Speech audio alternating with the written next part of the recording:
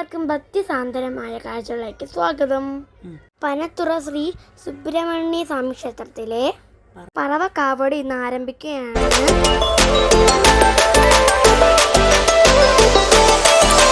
ആറാട്ട് മഹോത്സവം 2026 ജനുവരി 25 മുതൽ ഫെബ്രുവരി 3 വരെ നമ്മുടെ തിരുവനന്തപുരത്ത് നിന്ന് ഒരു അമ്പലത്തിൽ നിന്ന് തുടങ്ങി ശൂലം കുത്തി കാൽനടയായിട്ടാണ് എല്ലാ ഭക്തന്മാരും അമ്പലത്തിലെത്തുന്നത്. പാച്ചലൂർ എൻ്റെ അപ്പൂപ്പൻ്റെ അമ്മാമ്മേരെ വീടിൻ്റെ അടുത്താണ് ഈ കാവടി വരുന്നതുകൊണ്ട് ഞാനും ചേച്ചിമാരും അമ്മയും അച്ഛനും എല്ലാവരും അങ്ങോട്ട് പോയിട്ടുണ്ടായിരുന്നു.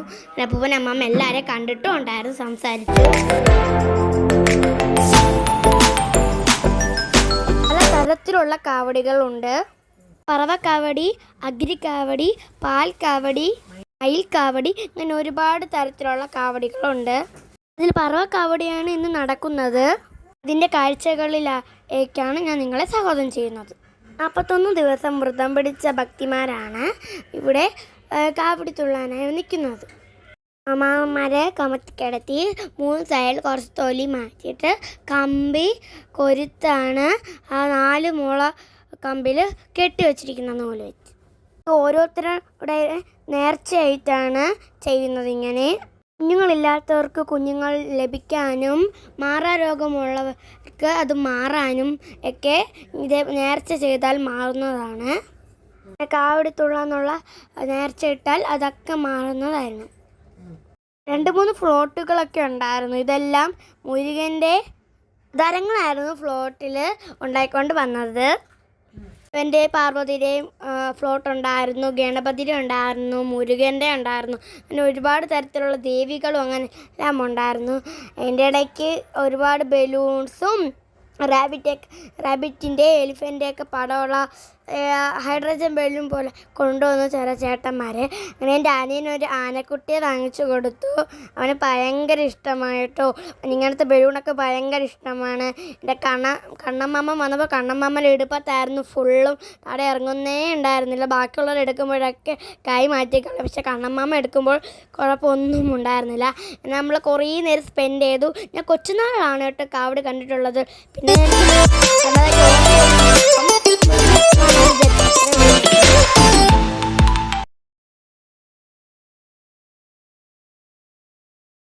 ഒരുപാട് മാമന്മാർ നമ്മളെ കവിളിൽ ശൂലം കുത്തി കാവടി തുള്ളി പോകുന്നുണ്ടായിരുന്നു. പിന്നെ ഒരുപാട് മയിൽ കാവടിയും ഉണ്ടായിരുന്നു. അങ്ങനെ പിന്നെ ചേട്ടന്മാരൊക്കെ മുരുകൻ്റെ പാട്ടൊക്കെ ഇട്ട് നല്ല കളിയായിരുന്നു. കണ്ടോ, ഇതൊക്കെ നമ്മുടെ മയിൽ കാവടിയാണ്.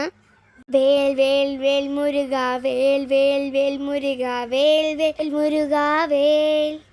ഈ പാട്ടുകളായിരുന്നു അവർ കാവടി തുള്ളി പോകുമ്പോൾ ബസ്സിലും ഒക്കെ ആയിട്ട് പാട്ടിട്ടുകൊണ്ട് പോയത്. കൂടെ കുറേ ചേട്ടന്മാരിങ്ങനെ കളിച്ചുകൊണ്ടിരുന്നു. ചേട്ടന്മാർ മാത്രമല്ല ചേച്ചിമാരും എല്ലാവരും കൈകൂപ്പി പ്രാർത്ഥിച്ച ഭക്തി ജനങ്ങളായിട്ടുള്ള ഒരു നിമിഷമായിരുന്നു. എല്ലാവരും അവർക്കൊന്നും ആപത്തൊന്നും വരല്ലേ എന്ന് പറഞ്ഞ് നന്നായി പ്രാർത്ഥിച്ച നിമിഷങ്ങളായിരുന്നു.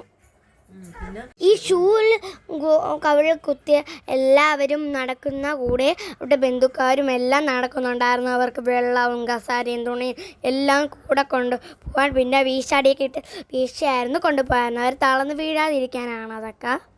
ഒരുപാട് ഉണ്ടായിരുന്നത് മയിൽക്കാവടി ആയിരുന്നു കേട്ടോ. പിന്നെ ഒരു മാമൻ്റെ മോനെ നേർച്ച ഇട്ടിട്ട് എടുത്തോണ്ട് പോയിട്ടുണ്ടായിരുന്നു. നടക്കാൻ കുഞ്ഞാവയ്ക്ക് പറ്റാത്തതുകൊണ്ട് എടുത്തോണ്ട് പോയി. ഇത് കവിളിൽ നമ്മളെ ശൂലം കുത്തുന്നൊന്നും അല്ലാതെ നേർച്ച ഇട്ടതാണ് കേട്ടോ. മയിൽക്കാവടി പോകുമ്പോൾ നമുക്ക് ഇടയ്ക്കിടയ്ക്ക് മയിൽ പീലിയൊക്കെ കിട്ടുന്നുണ്ടായിരുന്നു.